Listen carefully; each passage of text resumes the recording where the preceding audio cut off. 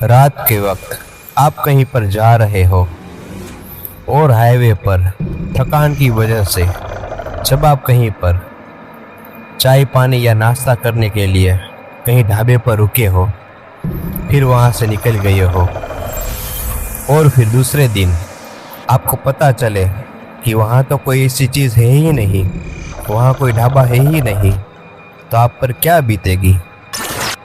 रात के सुनसान रास्ते हमेशा से इंसान को आकर्षित भी करते हैं और डराते भी हैं। लेकिन क्या होगा अगर किसी वीरान हाईवे पर आपको ऐसा ठिकाना दिखाई दे जो असल में वहाँ है ही नहीं। प्यारे दोस्तों, मेरा नाम विक्रम है। मैं पिछले लगभग 8 सालों से कंटेनर ट्रांसपोर्ट कंपनी में ड्राइवर का काम करता हूँ। देश के अलग अलग राज्यों में सामान पहुँचाना मेरी जिम्मेदारी थी। दिन हो या रात, बारिश हो या सर्दी, सफ़र कभी नहीं रुकता। लेकिन साल 2022 की एक ठंडी दिसंबर की रात में मेरे जीवन की सबसे भयानक रात बन गई। उस दिन मैं जयपुर से माल लेकर इंदौर की तरफ जा रहा था। रात लगभग 2:30 बज चुके थे। हाईवे लगभग खाली ही था। सिर्फ कभी कभार कोई ट्रक या बस दिखाई दे रही थी। ठंडी हवा और लगातार ड्राइविंग की वजह से मेरी आंखें भी भारी होने लगी थी। मैंने सोचा कि कहीं रुककर चाय पी लेता हूँ, लेकिन समस्या ये थी कि पिछले लगभग 50 किलोमीटर से मुझे कोई ढाबा या पेट्रोल पंप दिखाई नहीं दिया। मोबाइल नेटवर्क भी बार बार गायब हो रहा था। और तभी कोहरे के बीच मेरे दूर एक नीली रोशनी दिखाई दे रही थी और कोहरे के बीच मुझे दूर एक नीली रोशनी दिखाई दी थी। करीब पहुंचने पर मैंने वहां देखा कि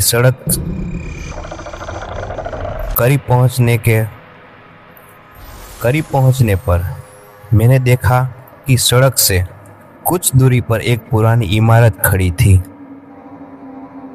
ऊपर एक जंग लगा बोर्ड टंगा था जिस पर लिखा था मुसाफिर निवास।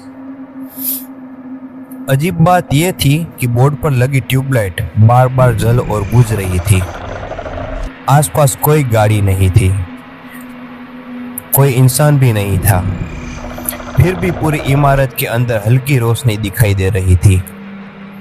मैंने अपना ट्रक पार्क किया और नीचे उतर गया। जैसे ही मैं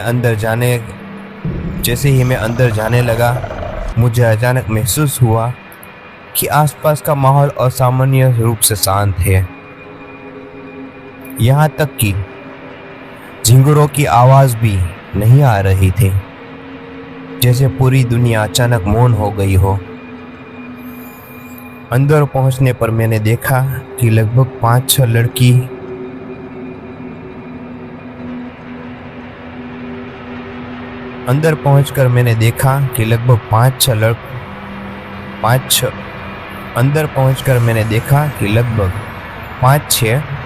लकड़ी की मेज़ें रखी थी और उन पर कुछ लोग बैठे थे। लेकिन सबसे अजीब बात यह थी, उनमें से कोई भी बात नहीं कर रहा था। सभी लोग चुपचाप बैठे थे।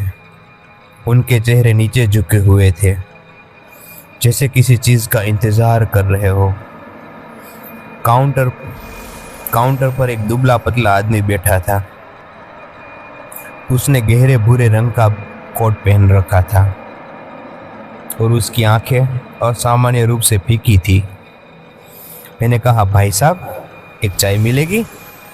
उसने मेरी तरफ देखा लेकिन कुछ नहीं बोला, बस धीरे से अपना सिर हिला दिया। उसकी मुस्कान मुझे बिल्कुल पसंद नहीं आई। वो मुस्कान किसी स्वागत जैसी थी ही नहीं, बल्कि ऐसा लग रहा था जैसे किसी को फंसाने के बाद शिकारी मुस्कुराता है। मैं वहाँ टेबल पर बैठ गया। चाय आने का इंतज़ार करते समय मेरी नज़र सामने लगी एक पुरानी तस्वीर पर गई। तस्वीर काले और सफ़ेद रंग की थी, पुराने ज़माने की, ब्लैक एंड वाइट। उसमें कुछ लोग एक इमारत के सामने खड़े थे। वो तस्वीर को मैंने ध्यान से देखा और मेरी धड़कन अचानक तेज हो गई। तस्वीर में जो इमारत दिखाई दे रही थी वो बिल्कुल उसी सराय जैसी थी जिस पर मैं बैठा था, लेकिन तस्वीर के नीचे लिखा था 1981। मैंने सोचा कि शायद यह जगह उस जगह की पुरानी फोटो होगी, लेकिन तभी मुझे एक और बात दिखाई दी। तस्वीर के बीच में खड़ा एक आदमी बिल्कुल उसी काउंटर वाले व्यक्ति जैसा दिखाई दे रहा था। एकदम वही चेहरा, वही आंखें, वही मुस्कान। मेरे अंदर बेचैनी बढ़ने लगी। मैंने चाय खत्म की और बाहर निकलने लगा। तभी गलियारे के आखिरी में एक दरवाज़ा दिखाई दिया। उस पर जंग लगी चेन लटक रही थी, लेकिन दरवाज़ा पूरी तरह बंद नहीं था। अंदर से हल्की रोशनी आ रही थी। पता नहीं क्यों मुझे उस कमरे की तरफ खींचता चला गया, जैसे कोई अदृश्य ताकत मुझे वहां बुला रही हो। मैंने धीरे से दरवाज़ा खोला और अंदर झांका। कमरे के अंदर पुराने सामान का ढेर पड़ा था। टूटी कुर्सियाँ, लकड़ी के बक्से और धूल भरे शीशे। लेकिन कमरे के बीचों बीच एक बड़ा सा रजिस्टर रखा था। मैंने उसे खोलकर देखा। उसमें बरसों पुराने मेहमानों के नाम लिखे हुए थे। मैं पन्ने पलटने लगा। 1995, 2001, 2007, 2013 और फिर मेरे अचानक हाथ रुक गए, क्योंकि आखिरी पन्ने पर एक नाम लिखा था। नाम था विक्रम, यानी कि मेरा नाम। उसके सामने उसी तारीख का जिक्र था जो उस रात की तारीख थी, और उसके नीचे लिखा था आगमन रात के 2:41। लेकिन प्रस्थान वाली जगह खाली थी। मेरा गला सूख गया। मैं तुरंत कमरे से बाहर भागा, लेकिन बाहर का नज़ारा देखकर मेरे पैरों तले जमीन निकल गई। जो लोग पहले मेज़ों पर बैठे थे अब सभी मेरी तरफ देख रहे थे। उनकी आंखें भी पूरी तरह सफ़ेद थी। किसी की पलक झपक नहीं रही थी। किसी के चेहरे पर कोई भाव नहीं था। और काउंटर वाला आदमी धीरे धीरे खड़ा हो रहा था। फिर उसने पहली बार बात की। उसकी आवाज़ बेहद भारी थी, जैसे कोई लोग एक साथ बोल रहे हो। उसने कहा, इतनी जल्दी जा रहे हो? अभी तो तुम्हारा नाम दर्ज हुआ है। मैं पूरी ताकत से बाहर की तरफ दौड़ा। दरवाज़ा खोलकर सड़क पर पहुंचा और ट्रक की तरफ भागा। लेकिन तभी मेरे पीछे कदमों की आवाज़ आने लगी। बहुत